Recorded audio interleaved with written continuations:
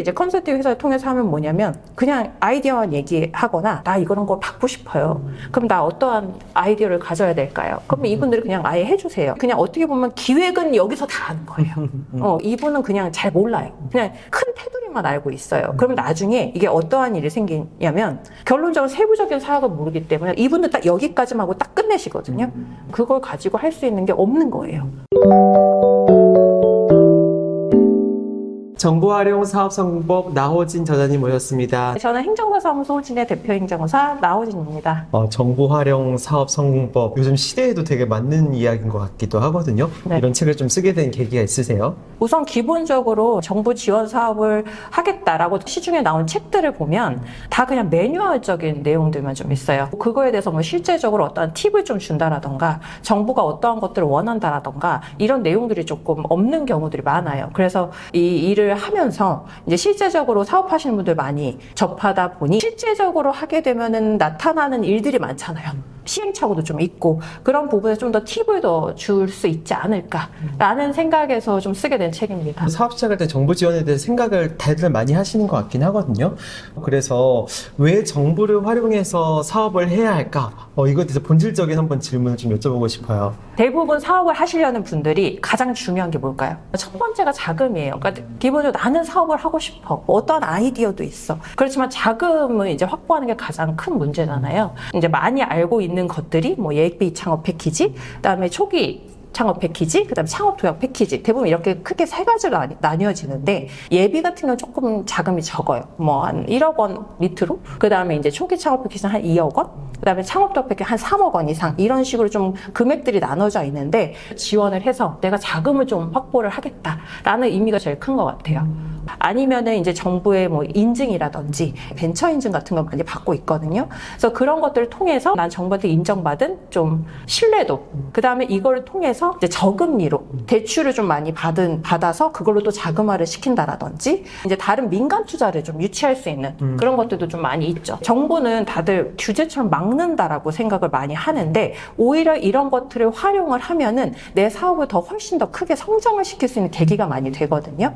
또 요 중에서 예시를 들어보면은 이제 수출 같은 경우가 우리나라에서 많이 요즘에 이제 시키려고 하기 때문에 수출 바우처라든지 이런 걸 통해서 외국으로 나갈 수 있는 그런 판로를 좀 많이 만들어준다라던가 그런 통로를 좀 만들어주는 거죠. 이제 그런 것들을 좀 찾아봐서 내가 받을 수 있는 지원이 뭔지 이런 것들을 받아서 이제 활용을 하게 되면 그분들이 사업을 성장시키는 데 도움이 많이 된다라는 뜻이라고 보시면 됩니다. 그럼 실제로도 이렇게 지원 사업이나 이런 걸 통해서 또 많이 성장한 기업도 많이 보셨어요?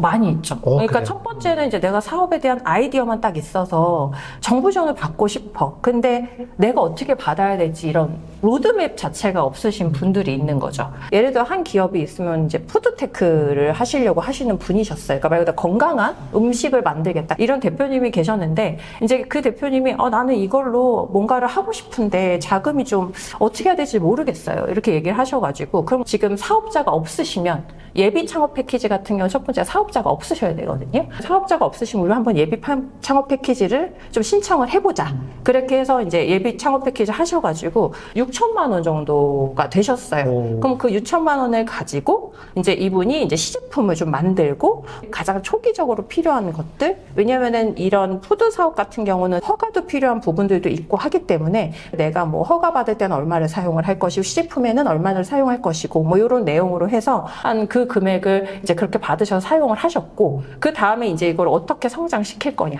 창업도약 패키지까지 신청을 하신 거예요. 그걸로 인해서 한 2억 5천만 원 정도를 받으셨어요. 그거를 받은 걸로 이제 수출하는 부분이라든지 아니면은 이제 좀 더 유통을 확장을 시키는 부분들까지도 이제 만드신 거고 그러다 보면 어떻게 돼요? 내가 사업이 잘 되면 민간에서 눈을 많이 이렇게 봐요. 저 회사 좀 투자 가치가 있나? 이런 식으로 생각을 하다 보니까 이제 민간에서 한 5억 원 정도 이제 투자도 받으시고 벤처기업 인증까지 받으셔서 그 기술 보증 자금으로 해가지고 한 5억 원 정도 또 저리 한 1%대로 저리에 또 대출도 받으시고 나중에는 이제 수출하고 이러면서 한 연매출 한 50억 정도까지 한 2, 3년 안에 그렇게 급격하게 좀 발전이 되신 거죠. 와, 그렇군요. 근데 사실은 이제 정부 지원 사업들이 이제 사이트에 들어가 보고 하면 좀 약간 이제는 너무 많다. 그래서 나에게 맞는 사업을 좀 찾아야 될 것 같은데 좀 이거 어떻게 찾을 수 있어요? 첫 번째 번째는 내가 지금 사업의 단계가 어디이냐. 난 사업을 처음으로 아예 시작을 할 거냐. 내가 창업한 지가 3년이 안 됐다. 3년 이상이다. 이거에 따라서 이제 지원할 수 있는 부분들이 달라진다라고 네. 생각을 하시면 되고, 그 다음에 두 번째로 보셔야 될 거는 업종. 내 업종이 어떤 거냐. 그럼 그 업종에서 내가 추구할 수 있는 바가 무엇이냐. 목적인 거죠. 그 다음이 이제 내가 정말 자금을 땡겨오는 게 필요한 거냐. 아니면 내가 수출을 하고 싶은 게 필요한 거냐. 이런 것들에 따라서 어떤 걸 지원할지에 따라서 좀 많이 달라지는 것 같아요. 예를 든다면 요즘에는 스마트 공장화를 시키는 거를 많이 정부에서 계속 얘기를 하거든요. 네. 그러니까 공장들 하면 좀 나이 드신 분, 이제 대표님들이 많다 보니까 아날로그식으로 운영하는 경우가 굉장히 많아요. 그러니까 그거를 좀 스마트화 시켜서 효율성을 높이는 거죠. 그럴 때 이제 신청을 하게 되면은 그런 거에 필요한 자금들이 지원이 된다라든지 이런 식으로 내가 어떠한 부분에 포커스를 맞추느냐 이런 거에 따라서 찾아지는 방법도 좀 달라지는 것 같아요. 업력이랑 업종. 네, 그렇죠. 그렇죠. 또 이제 약간 대표자에 따라서 뭐 여성 특화 뭐 이런 것도 맞아요. 있으니까 본인의 기업에 대해서 잘 아는 게 진짜 중요하겠네요. 좋습니다. 이제 사실은 많이 컨설팅을 하셔가지고 이런 정부 지원 사업에 되는 쪽과 안 되는 쪽에 좀 약간 결정적인 차이가 이건 것 같다. 이런 게 있을까요? 우선은 이런 사업 계획서를 작성을 하실 때 가장 중요한 게 그냥 내가 하고 싶은 말만 해요. 나는 이러한 기술을 갖고 있고 난 이러한 아이디어를 갖고 있으니까 난 이렇게 하겠다라는 내용으로만 얘기를 하시는데 이제 마지막 중요한 건 정부가 공짜로 주겠어요, 돈을? 아니잖아요. 그러면은 정부한테 되돌려주는 게 있어야 되는 거예요. 그러니까 사회적 이익. 그러니까 나는 이거를 통해서 사회적으로 이만큼 공익이 발생을 한다라는 내용들을 거기에 포함을 시켜주는 거죠. 그렇게 포함을 시키면 정부에서 싫어할 이유가 없는 거예요. 내가 이 사업을 도와줬더니 국가 이렇게 이익이 되는구나. 그러니까 난 이걸 도와줘야겠다라는 생각으로 도와준다라는 거죠.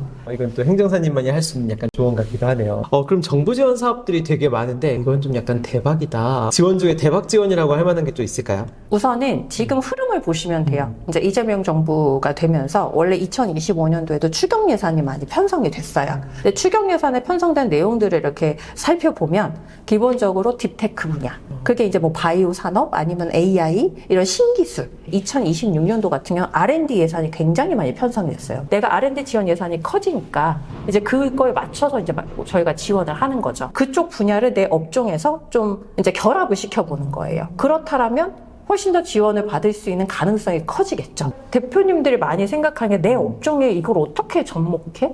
라고 생각하신 경우가 굉장히 많아요. 맞아요. 내가 여기에 내 사업을 어떻게 접목시킬 수 있을까? 라는 생각을 하게 되면 충분히 가능하실다고 생각해요. 가장 좀 쉽게 합격할 수 있는 지원 사업 분야 이런 것도 있을까요? 이것도 정부에 이제 가는 이제 기조 중에 하나가 친환경, ESG, 탄소 저감 이런 식으로 환경적인 부분들을 사실 많이 생각을 해요. 근데 이쪽은 대부분 생각하면 뭐 탄소 저감이다, 뭔가 바이오 산업이다 이러면 굉장히 기술적인 부분들이 이제 많이 집약이 되어 있다 보니까 이쪽 분야만 하시는 분들이 이제 하실 거라고 생각을 많이 해요. 사실 다 지원 사업은 어려워요. 이제 그래도 그쪽 분야가 그만큼 정부에서 밀고 있는 부분 중에 또 하나다 보니 예산이 좀 더 많이 편성이 되어 있어요. 그러면은 내가 예산이 요만큼 편성되어 있는데 경쟁을 하는 것보다는 많이 편성되어 있는데 경쟁을 하고 오히려 기술적인 부분들이 좀 더 집약이 되어 있다 보니까 이 기술에 대한 말 그대로 특허라든지 뭐 이런 인증 부분들 먼저 미리 준비를 하시는 거예요.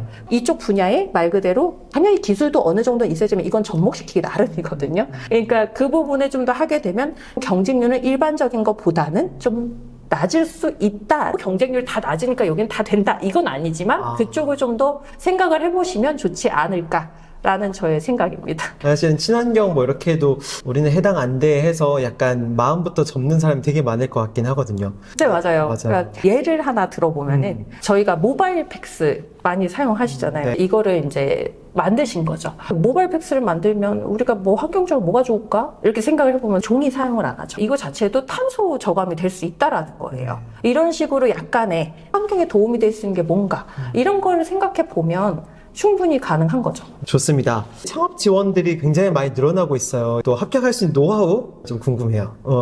노하우는 다들 말씀하신 게 좀 비슷하긴 할 거예요. 근데 이제 창업 지원이라고 하면은 대부분 내가 아직 사업을 시작하시지 않으신 분들이잖아요. 그럼 아까 말씀드린 예비 창업 패키지 여기에 거의 포함된다고 생각을 하시면 되거든요. 네. 근데 이 예비 창업 패키지는 우선 첫 번째로는 사업자가 없으셔야 돼요. 사업자가 있으신 분은 아예 여기 자체를 신청을 할 수가 없어요. 네. 없는 상태에서 내가 어떠한 사업을 할 것이냐를 이제 이야기를 하는 건데 대부분 이제 세 가지죠. 구조, 그다음에 목적, 그다음에 실행. 이제 첫 번째 구조화는 이제 인력을 어떻게 써서 이 인력을 통해서 어떠한 것들을 만들고 그다음에 그걸 돈을 어떻게 쓸 것이다. 이거를 명확하게 표현을 해주고 그다음에 목적 같은 경우는 이런 거죠. 내가 이 제품을 출시하거나 뭔가를 만들므로써 예를 들어 뭐 정산 시스템이라고 해볼게요. 정산 시스템을 만들면 30%의 시간이 절감이 되고 그만큼 사람들의 효율성이 뭐 20% 올라간다 라는 내용처럼 내 사업에 하려는 목적이 명확하게 어떠한 효과를 내느냐, 누구한테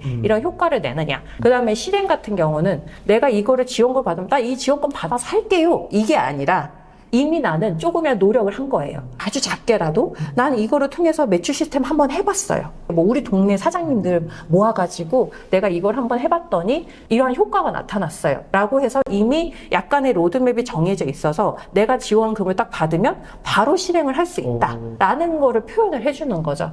이 세 가지가 가장 중요한 부분인 것 같아요. 와. 여기에서 제가 하나 더 말씀을 드리고 싶은 부분은 사실 아까 경쟁률 얘기를 하셨잖아요. 네. 예비 창업 패키지 자체 경쟁률이 굉장히 높아요. 왜냐면 이제 사업을 시작하는 사람들이 그쵸, 대부분 더 자금을 많으니까. 원하니까. 그래서 제가 이제 한 가지 팁을 또 여기서 드리자면 그냥 예비 창업 패키지를 내가 시작을 하기보다는 그냥 사업자를 내세요. 우선 사업자를 내서 그 업종에 대해서 어느 정도 그냥 약간 운영을 하시다가 차라리 초기 창업 패키지라든지 창업도약 패키지를 오히려 신청을 하시거나 오히려 사업자를 냈을 때 지원받을 수 있는 지원금들이 더 많아요. 그러면은 내가 꼭 거기에 매달릴 이유도 없잖아요. 그래서 이제 사업자 내신 이후에 이제 다른 지원 사업들을 더 많이 넣어보는 거죠. 저는 그게 훨씬 더 경쟁률 부분이나 지원받을 수 있는 기회가 더 넓어진다고 생각을 합니다. 그것도 좋은 팁이네요. 근데 아까 세 가지 단계가 있다고 하셨는데 세 가지 단계에 약간 포인트가 조금 다를 것 같긴 하거든요. 뭐 예비 창업은 약간 뭐 아이템이라든지 대표를 본다든지 뭐 초기 창업은 이제 뭐 시제품의 약간 효능을 본다든지 포인트가 조금씩 다를 것 같은데 그런 건 없나요? 그게 당연히 있죠. 그러니까 첫 번째 예비 창업은 대부분 아이디어 싸움이 대부분 되는 것 같아요. 이런 아이디어를 가지고 어떻게 이제 시제품을 만들고 어떠한 식으로 발매하겠다. 요즘에 앱을 사용해서 많이 사업들을 하시잖아요. 앱도 많이 출시를 하고 요즘에는 그 소카 이런 것처럼 차량 공유 서비스가 많잖아요. 네. 근데 이런 차량 공유 서비스가 사실은 대기업만 할 수 있게끔 지금은 좀 되어져 있는 부분이에요. 근데 이런 거를 개인과 개인 간이 서비스를 할 수 있게끔 하는 아이디어를 내신 거죠. 그러니까 내 차가 놀고 있어. 놀고 있는 내 차를 다른 사람한테 빌려주는 거죠. 이걸 가지고 사실 예비 창업을 해서 지원금을 받으신 거예요. 근데 지원금을 이제 받으실 때 이건 허가도 필요한 부분들이 있어요. 그럼 허가하는데 내가 얼마를 사용할 것이고 앱 만드는데 얼마를 투자를 할 것이고 이러면서 이제 여러 가지의 내가 할 수 있는 것들 로드맵을 짜신 거죠. 그렇게 해서 이제 예비 창업을 받으신 거고 이제 이 창업을 받아서 이분이 이제 사업을 하시면서 아까 말했던 초기 창업이나 이런 부분은 내가 앱 사업을 얼마나 더 키울 것인지 이게 서울시에서만 할 것인지 아니면은 다른 지역에서도 이제 할 수가 있잖아요. 어떻게 이걸 넓힐 것인지 이런 넓힐 것에 대한 이제 부분이 초기 창업이라고 보시면 되는 거고 창업도약 성장 같은 부분은 그거 자체를 더 키우는 거죠. 이거를 우리나라에서 뿐만 아니라 이제 외국까지 뭔가를, 우리가 수출 뭔가를 할 수도 있을까? 어떠한 방식으로 할 수 있을까? 아니면은 내가 이런 시스템을 할 때 이 개인과 개인 간의 정산 시스템이나 이런 것들을 어떠한 방식으로 좀 더 유통을 편안하게 할 수 있을까? 사업을 훨씬 더 깊게 생각을 해보는 거죠. 그래서 그거에 대한 사업에 대한 것들을 받는 게 창업도약 이런 패키지다. 이렇게 생각을 하시면 될 것 같아요. 이제 그 지원 제도를 만드는 것도 각각의 기획 의도가 딱 있으니까 그 기획 의도를 아는 거는 약간 출제자의 의도를 아는 것처럼 되게 중요하다는 생각은 진짜 많이 들긴 해요. 그러면 약간 이런 지원 사업을 할 때 투두 말고 not to do 이런 건 하면 안 돼. 이런 게 혹시 있을까요? 아예 처음부터 어떠한 방식으로 가야 될까요? 라고 여쭤보시는 분들이 있으시거든요. 네. 사업을 할 때 이렇게 큰 생각만 있으신 거죠. 근데 세부적인 건 아무것도 없으신 거예요. 요즘에는 사실 그런 정부 지원 사업 같은 경우도 컨설팅 회사에서도 굉장히 많이 진행을 하는데 행정사는 법적으로 기업에 대한 서류를 행정기관에 제출한 서류를 말 그대로 대행을 하고 대리를 할 수가 있어요. 사실 컨설팅 회사는 그런 게 없거든요. 그러니까 말 그대로 조언은 해줄 수 있지만 대행하거나 대리를 할 수 있는 게 아니라는 거죠. 근데 그걸 아직까지는 많은 분들이 모르세요. 그러니까 당연히 컨설팅 회사를 통해서도 진행을 많이 하시고 이렇게 하지만 원래 기본적으로는 행정사를 통해서 해야 만약에 문제가 있거나 이런 부분들에 대해서도 이제 처리가 가능하다라는 거죠. 직접적으로 대리권을 가지고 행사를 할 수 있다라는 거예요. 이제 컨설팅 회사를 통해서 하면 뭐냐면 그냥 아이디어만 얘기하거나 나 이런 걸 받고 싶어요. 그럼 나 어떠한 아이디어를 가져야 될까요? 그럼 이분들이 그냥 아예 해주세요. 그냥 어떻게 보면 기획은 여기서 다 아는 거예요. 이분은 그냥 잘 몰라요. 그냥 큰 테두리만 알고 있어요. 그러면 나중에 이게 어떠한 일이 생기냐면 결론적으로 세부적인 사역을 모르기 때문에 이분들 딱 여기까지만 하고 딱 끝내시거든요. 그걸 가지고 할 수 있는 게 없는 거예요. 그래서 이런 부분이 약간 제일 위험한 부분이라는 생각이 들거든요. 그래서 자신의 사업에 대해서는 좀 어느 정도는 세부적인 것까지는 가지고 있으셔야 된다. 이게 꼭 하셨으면 좋겠다. 그리고 하지 말아야 될 게 그런 거 아무것도 없이 누군가한테 맡기지만 말아라. 라는 거. 그러면 이제 한번 실제적인 사례로 한번 들어가 볼게요. 이제 책에 있는 사례 중에 좀 재미있고 또 약간 낯설고 이런 사례들 많더라고요. 디자인, 영상 이런 창의 산업들이 창의 산업 업종으로 하면 안 된다. 그러니까 창의상업 업종이 하면 안 된다 이런 내용이라기보다는 네. 예를 들어서 이렇게 생각하면 나는 이벤트 업체를 하고 있어. 내가 이걸 갖고 정부에서 뭘 받을 수 있어 라고 생각하시는 분들이 되게 많아요. 그렇죠. 근데 이제 이 회사 대표님은 이걸 가지고 디자인 전문 회사를 내가 등록을 해야 되겠다. 왜냐면 이게 어떠한 지원을 받을 때는 요건과 자격이 필요하잖아요. 이거 없이는 신청을 할 수가 없거든요. 이제 이분도 이제 수출 바우처 사업과 RIPC라고 해가지고 이제 지식산업 이런 쪽으로 해서 좀 더 이렇게 크게 할 수 있는 부분들을 신청을 하고자 한 거예요. 홍보와 동영상을 가지고 계시니까. 네. 그러니까 이분이 이거에 대해서 디자인 전문 회사를 등록을 하기 위해서는 자격증도 필요하고 그거에 대한 업종도 거기에 명확하게 들어가 있어야 되는 거죠. 그리고 뭐 내가 직접 이걸 만든다라는 직접 생산 능력 증명서라는 게 있거든요. 제조업체만 받을 수 있을 거라고 생각하시는 분들도 많아요. 근데 이거 자체를 사실 내가 홍보 동영상을 만든다라던가 이벤트 자체도 내가 만드는 거잖아요. 만든 제품이 있는 건 아니지만 그 부분들조차도 사실 받을 수 있거든요. 내가 직접 생산한다는 거죠.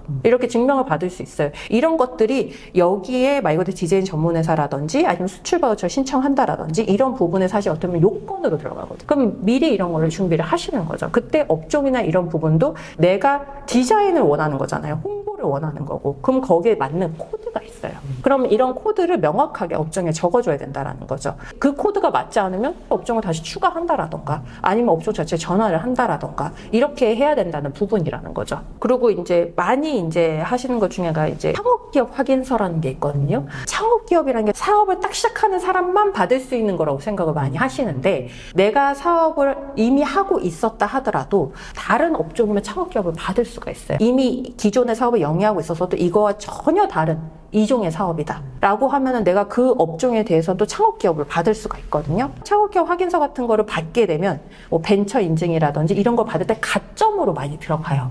그러니까 그런 것들도 한 번쯤은 보시면 좋다라는 거죠. 그렇군요. 이런 지원 사업이 딱 그 단어에 갇혀가지고 나는 안 될 거야 라는 편견 가지는 게 아니라 내가 할 수 있게 적용해보고 이런 거 너무 중요할 것 같습니다. 규제 이야기 한번 얘기해보고 싶어요. 규제 샌드박스 이런 것도 있기도 하고 그 좋은 아이디어가 있어도 규제 때문에 못 넘는 경우들이 많잖아요. 이런 규제를 좀 넘을 수 있는 또 방법 있으실 것 같은데 지금 말씀하셨던 것처럼 샌드박스라는 제도가 우리나라에 있어요. 이거 자체가 어떤 거냐면 어떠한 시간 그다음에 장소, 그다음에 규모 이런 거를 임시적으로 정부에서 풀어주는 거예요. 그거에 따라서. 그래서 내 사업이 이게 정말 규제에 해당하는 사업이야? 라고 확인해 주는 게 이제 신속 이제 확인 이런 부분이고 또한 내가 위험 부분이나 이런 것들을 내가 어떻게 손해배상을 해줄 거고 어떠한 상황에서 어떠한 식으로 할게 라고 해주는 게 실증 특례 그 다음에 위험도가 좀 낮다 그렇다면 임시 허가 이런 식으로 좀 나눠져요.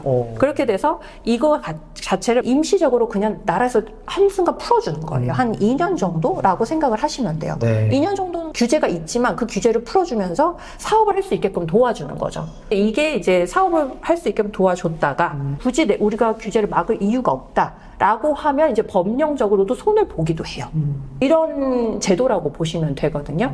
그러니까 쉽게 생각하면 요즘에 반려동물 많이 키우잖아요. 근데 반려동물이 음식점에 들어올 수 있어요? 못 들어와요. 네. 근데 그거 자체를 신청을 해서 우리 매장에서는 반려동물에 대한 거를 어떤 식으로 관리할 거야. 그리고 이렇게 할게 라는 내용으로 얘기를 해서 실증 특례를 봐서 2년 동안은 반려동물 출입할 수 있는 매장으로 와. 이렇게 되는 거죠. 이런 개념이라고 보시면 돼요. 그러니까 법률적 규제가 있을 때 내가 이 규제 때문에 내 사업을 못해 라고 생각하시기보다는 우선은 규제 샌드박스에 신청을 해보는 거죠. 그렇게 활용하시는 게 좋을 것 같아요. 또 정부 사업이다 보니까 정부랑 잘 소통하는 것도 되게 중요한 것 같긴 하거든요. 정부랑 좀 잘 소통하는 방법이 있을까요? 정부랑 소통한다는 게 사실 내 사업에 대한 뭐 허가를 하시는 분들이나 아니면은 뭔가 인증을 내주시는 분들이나 이런 분들하고 소통하는 개념이라고 보시면 되는데, 당연히 공무원도 사람이잖아요. 그러니까 당연히 말을 잘하고 예쁘게 하고 이러면은 좀 더 좋은 것들이 있긴 하지만 행정이라는 것도 절차가 있거든요. 뭐 내가 이 민원을 신청했었을 때 처리 기간이 정해져 있다라던가 이런 부분들이 정해져 있는데 내 거 안 해주니까 왜 내 거 안 해줘? 이런 식으로 화를 먼저 내는 거죠. 그러면서 공무원하고 싸운다던가. 근데 공무원도 그러다 보면 결국적으로는 이런 모든 신청하는 부분에서 그냥 요건만 갖춰지면 내줄 수 있는 것들이 있고, 허가 같은 경우는 공무원의 재량이 굉장히 많이 들어가 있는 것들이 있어요.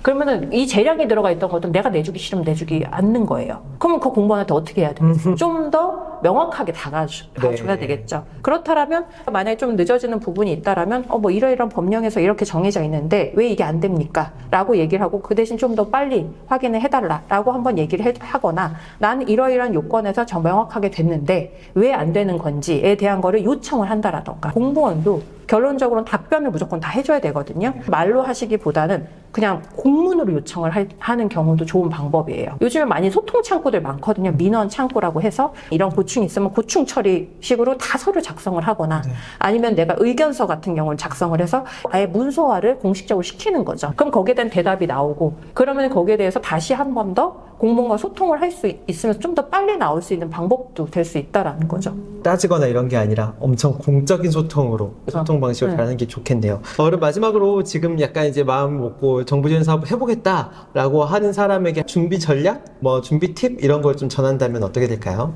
지금 2026년도에 대부분 초기에 이제 그런 공고들이 많이 나오거든요. 그렇다면 준비를 어떻게 해야 되나? 지금부터 하셔야 되는 거예요. 지금부터 하는 방법 한 3가지 정도 있어요. 첫 번째로는 우선 2025년도에 어떤 공고들이 나왔는지를 먼저 확인을 하셔야 돼요. 대부분 2026년도가 비슷한 기조로 갈 거란 말이에요. 그러면 여기에 따라서 내가 할 수 있는 걸 봐서 그 사업 계획서를 내가 먼저 작성을 해보는 거예요.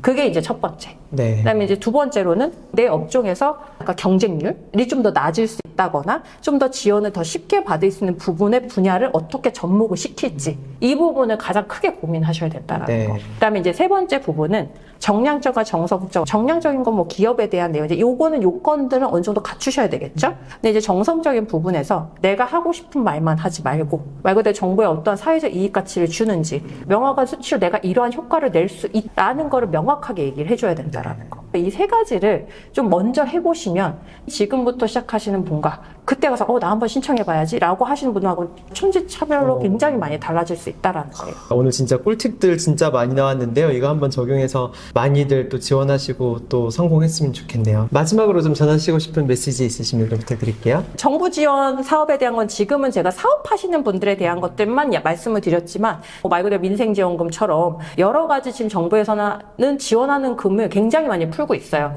이 3가지만 기억하셔도 될 것 같은데, 돈은 크게 풀고, 그 다음에 이제 규칙은 공정하게 하고, 그 다음에 마지막으로 기술은 혁신적으로, 이렇게가 지금 이재명 정부가 추구하는 바거든요. 네. 이 부분만 기억을 하셔가지고 돈은 크게 푸니까 난 지원금 받을 수 있다, 이렇게 생각을 해보시고, 두 번째로는 규칙 공정하게라는 얘기는 이제 대기업들이나 이런 부분들이 사실 다 독식을 하고 있잖아요. 근데 이걸 독식하지 않고 중소기업이라든지 이제 초기 스타트업이라든지, 초기 스타트업 같은 경우는 팁스 과제라는 것들이 굉장히 많거든요. 그러니까 그런 거를 통해서 지원받을 수 있는 금액을 굉장히 대폭 늘려놨기 때문에 그런 것들을 좀 생각을 해보시고, 그 다음에 혁신적인 기술에 꼭 정부가 투자한다라는 거, 이런 부분들만 생각을 하시면 훨씬 더 도움이 많이 되시고 사업을 성장시키는데 크게 도움이 되지 않을까라고 생각을 합니다. 네.